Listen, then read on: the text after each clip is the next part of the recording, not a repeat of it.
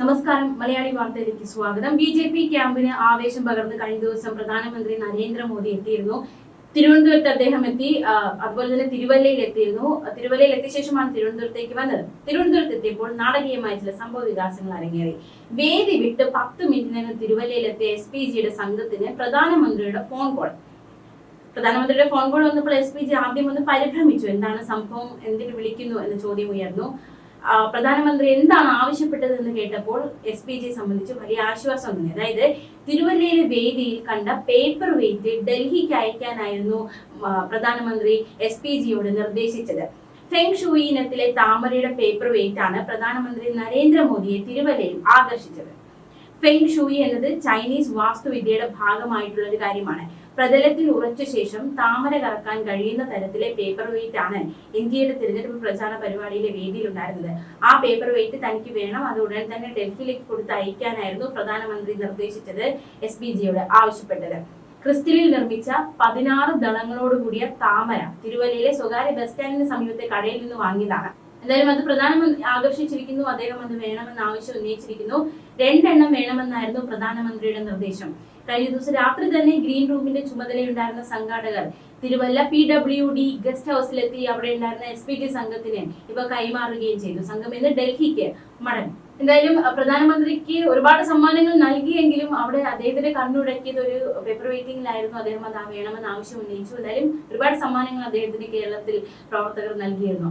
200 കിലോയുടെ താമരമാല പ്രധാനമന്ത്രി അണിയിച്ചു. NDAയുടെ തിരഞ്ഞെടുപ്പ് പ്രചാരണത്തിനായി തിരുവല്ലയിലെത്തിയ പ്രധാനമന്ത്രി നരേന്ദ്രമോദി അണിയിച്ചത് 200 കിലോയുടെ താമരമാലയാണ്. ഇത് തയ്യാറാക്കിയതാകട്ടെ പെരിങ്ങര പേരകത്ത് വീട്ടിലെ ഇന്ദിരാമ എന്ന 85 വയസ്സുകാരി.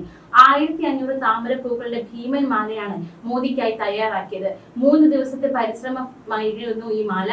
1 മണിക്കൂറോളം നീണ്ട സുരക്ഷാ പരിശോധന, അതിനുശേഷമാണ് മാല വേദിയിലേക്ക് കൊണ്ടുവന്നത്. 6 വോളണ്ടിയർമാർ ചേർന്ന് മാല ഉയർത്തുകയും ചെയ്തു. പ്രധാനമന്ത്രിക്കായി ബന്ദിയും തുളസിയും താമരയും ചേർത്തുള്ള മാലയായിരുന്നു ആദ്യം പറഞ്ഞിരുന്നത്. 300 കിലോയുടെ മാല. എന്നാൽ SPGയുടെ മാനദണ്ഡ പ്രകാരം ഭാരം കുറയ്ക്കുകയായിരുന്നു. ഇതോടെയാണ് താമര മാത്രമായി 200 കിലോയിൽ മാല ഒതുക്കാൻ കാരണമായത്. എന്തായാലും കഴിഞ്ഞ ദിവസം അദ്ദേഹം എത്തിയപ്പോൾ സാധാരണ കേരളത്തിൽ എത്തുമ്പോൾ മലയാളത്തിൽ തന്നെയാണ് പലയിടത്തും അദ്ദേഹം പ്രസംഗം ആരംഭിക്കുന്നത്. ആ പതിവ് കഴിഞ്ഞ ദിവസവും തെറ്റിയില്ല. കേരളത്തിലെ പ്രചാരണത്തിൽ മലയാളത്തിൽ പ്രസംഗം തുടങ്ങി അദ്ദേഹം. കഴിഞ്ഞ ദിവസം ജയ് കേരളം, ജയ് വികസിത കേരളം എന്ന പ്രസംഗം തുടങ്ങി അദ്ദേഹം കേരളത്തിലെ എന്റെ പ്രിയപ്പെട്ട സഹോദരി സഹോദരന്മാരെ എല്ലാവർക്കും നമസ്കാരം എന്ന് പറഞ്ഞാണ് അഭിവാദ്യം ചെയ്തത്. ഇടയ്ക്കിടെ എന്റെ സുഹൃത്തുക്കളെ അഭിസംബോധന ചെയ്ത മോദി വികസനത്തിന്റെ പാതയിൽ അതിവേഗം മുന്നേറുമെന്നും മലയാളത്തിൽ പറഞ്ഞു. മാത്രമല്ല തനിക്ക് മലയാളം പറയണമെന്ന് ആഗ്രഹമുണ്ട്, പക്ഷെ തനിക്ക് മലയാളം അറിയില്ല, അതിൽ താൻ ഖേദം പ്രകടിപ്പിക്കുന്നുവെന്നും പ്രസംഗത്തിന്റെ അവസാനം മോദി പറയുകയുണ്ടായി. അപ്പോൾ ഇവിടെ എത്തുമ്പോൾ അദ്ദേഹത്തിന്റെ പ്രസംഗം പരിഭാഷ ചെയ്യുന്നത്, ഇവിടെ പ്രധാനമന്ത്രിക്ക് പരിഭാഷകനായത് സ്ഥാനാർത്ഥിയാണ്. ഹരിപ്പാട് മണ്ഡലത്തിലെ NDA സ്ഥാനാർത്ഥിയായ സന്ദീപ് വാചസ്പതിയാണ് പ്രധാനമന്ത്രിയുടെ പ്രസംഗത്തിന്റെ പരിഭാഷകനായത്. BJP ആലപ്പുഴ സൗത്ത് ജില്ലാ പ്രസിഡന്റ് കൂടിയാണ് സന്ദീപ് വാചസ്പതി. എന്തായാലും ആവേശവും ആരവവും ഒക്കെ വാനോളമായിരുന്നു. പ്രത്യേകിച്ച് ചൂട് കാലാവസ്ഥയാണ്. ചൂടൊന്നും പ്രവർത്തകരെ ബാധിച്ചില്ല. വലിയ രീതിയിൽ തന്നെ അദ്ദേഹത്തിന്റെ പ്രസംഗം കേൾക്കാൻ ഒരുപാട് പേർ കൂടിയിരുന്നു. ചൂടിൽ വിയർത്ത് ഒലിച്ചുവെങ്കിലും മോദിയെ കാണാനുള്ള ആവേശം, അദ്ദേഹത്തിന്റെ പ്രസംഗം, വാക്കുകൾ കേൾക്കാനുള്ള ഒരു ആരവം, അതുകൊണ്ട് തന്നെ ചൂടിനെയൊക്കെ അവഗണിച്ച് ജനം ആ ഗ്രൗണ്ട് നിറയുന്ന കാഴ്ചയൊക്കെ നമ്മൾ കണ്ടതാണ്. ഭാരത് മാതാ കി ജയ്, വന്ദേ മാതരം, മോദി കി ജയ് വിളികളൊക്കെ അന്തരീക്ഷത്തിൽ നിറഞ്ഞു നിൽക്കുന്ന സാഹചര്യം ഉണ്ടായി. കാത്തിരിപ്പിന്റെ മണിക്കൂറുകൾക്ക് ശേഷം NDA പൊതുയോഗ വേദിയിൽ പ്രധാനമന്ത്രി എത്തുകയായിരുന്നു. NDA പ്രവർത്തകർ അക്ഷരാർത്ഥത്തിൽ ഇളകി മറിഞ്ഞു. കൊടും ചൂടിൽ 3 മണിക്കൂറിലേറെയാണ് പ്രവർത്തകർ മോദിയെ കാത്തിരുന്നത്. NDAയുടെ പ്രധാന നേതാക്കളും 11 മണ്ഡലങ്ങളിലെ സ്ഥാനാർത്ഥികളും വേദിയിൽ ഉണ്ടായിരുന്നു. ആറന്മുളയിൽ NDA സ്ഥാനാർത്ഥി കുമ്മനം രാജശേഖരൻ യോഗത്തിൽ അധ്യക്ഷനായി. കേരള രാഷ്ട്രീയ ചരിത്രത്തിലെ വഴിത്തിരിവാകും ഈ തിരഞ്ഞെടുപ്പെന്നാണ് കുമ്മനത്തിന്റെ പ്രതികരണം. UDFന് വാഗ്ദാനങ്ങൾ നൽകാൻ മാത്രമാണ് അറിയാവുന്നത്, പ്രഖ്യാപിക്കുന്നത് നടപ്പാക്കുന്നത് NDA ആണെന്നും BDJ സംസ്ഥാന പ്രസിഡന്റ് തുഷാർ വെള്ളാപ്പള്ളി പറഞ്ഞു. അതേസമയം മറ്റൊരു സംഭവം കൂടി ഉണ്ടായി, നമുക്ക് അതുകൂടി നോക്കാം. അതായത് പെപ്പർ സ്പ്രേയുമായി ഒരു യുവാവെത്തി. നമുക്കറിയാം പ്രധാനമന്ത്രിയുടെ വരവ് അത് വളരെ അതീവ ജാഗ്രത, സുരക്ഷാ ക്രമീകരണങ്ങളൊക്കെ 2 ദിവസം മുന്നേ തന്നെ അദ്ദേഹം എവിടെയാണോ വരുന്നത് അവിടെ വലിയ രീതിയിലുള്ള ഒരു സുരക്ഷയൊക്കെ ഒരുക്കാറുണ്ട്. അത്തരത്തിൽ സുരക്ഷ ഒരുക്കുന്ന ഇടയിലാണ് പെപ്പർ സ്പ്രേയുമായി ഒരു യുവാവ് എത്തിയത്. അത് വളരെയധികം ആശങ്ക സൃഷ്ടിച്ചു. അതേസമയം NDA സ്ഥാനാർത്ഥികളായ അനൂപ് ആന്റണി തിരുവല്ലയിലാണ് മത്സരിക്കുന്നത്. തോമസ് കെ സാമുവൽ റാന്നിയിലാണ്. TP സുന്ദരേശൻ കോന്നിയിലാണ്.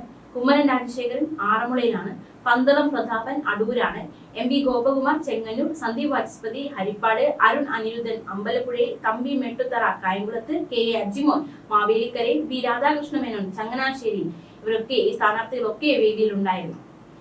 അതേസമയം കഴിഞ്ഞ ദിവസം ഉച്ചയ്ക്ക് 12-ന് തന്നെ തിരുവല്ല പബ്ലിക് സ്റ്റേഡിയത്തിൽ കസേരകൾ നിറഞ്ഞു തുടങ്ങിയിരുന്നു. 3 ജില്ലകളിൽ നിന്ന് NDA പ്രവർത്തകർ പ്രധാനമന്ത്രി പങ്കെടുക്കുന്ന പൊതുയോഗത്തിലേക്ക് എത്തുകയായിരുന്നു. അണികളെ ആവേശത്തിലാക്കാൻ നേതാക്കളുടെ ആവേശ പ്രസംഗങ്ങൾ, മുദ്രാവാക്യങ്ങളൊക്കെ ഉണ്ടായിരുന്നു.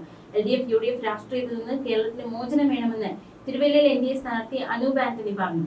വൈകിട്ട് 3 മണിയോടെ മോദിയുടെ ഹെലികോപ്റ്റർ ചങ്ങനാശ്ശേരിയിൽ എത്താനായ വിവരം അനൂപ് അറിയിച്ചപ്പോൾ അണികൾക്ക് വലിയ ആവേശമായിരുന്നു. വികസിത കേരളം എന്നതാണ് NDAയുടെ മുദ്രാവാക്യമെന്ന് ഉറപ്പിച്ച് സംസ്ഥാന ജനറൽ സെക്രട്ടറി S സുരേഷ് പ്രസംഗിച്ചു.